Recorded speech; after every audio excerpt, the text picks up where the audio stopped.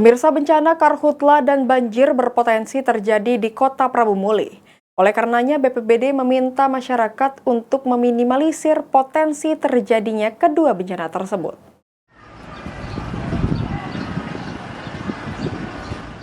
Selama 1 tahun terakhir tercatat ada 47 kasus kebakaran hutan dan lahan di Kota Prabu Muli yang terjadi di saat musim kemarau.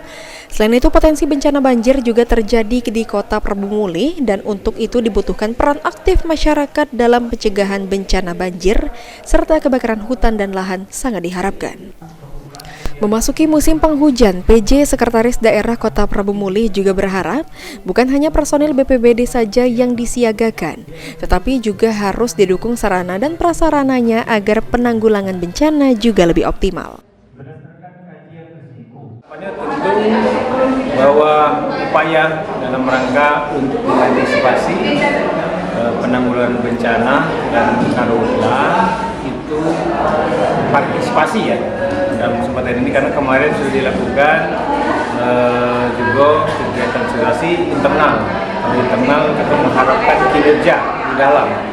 Nah, kalau sekarang kita harapkan partisipasi yang sudah selama ini untuk membantu ya pemerintah baik dalam penanggulangan karhutla maupun bencana banjir itu agar bisa dipertahankan dan insya Allah kita harapkan bisa lebih meningkat dengan adanya kesadaran masyarakat. Sementara itu, Kepala Pelaksana BPBD Kota Prabu Muli, Sri Yono, mengatakan untuk sosialisasi bencana diadakan di 3 kecamatan, Kecamatan Prabu Muli Selatan, Kecamatan Prabu Muli Barat, dan Kecamatan Prabu Muli Timur.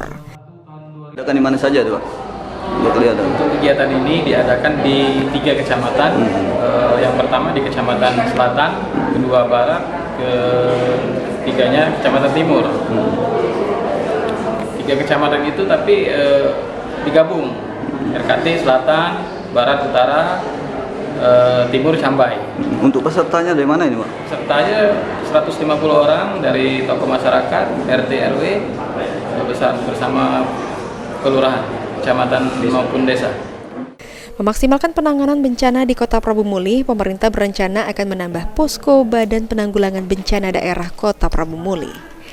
Anggi Perkasa, PAL TV.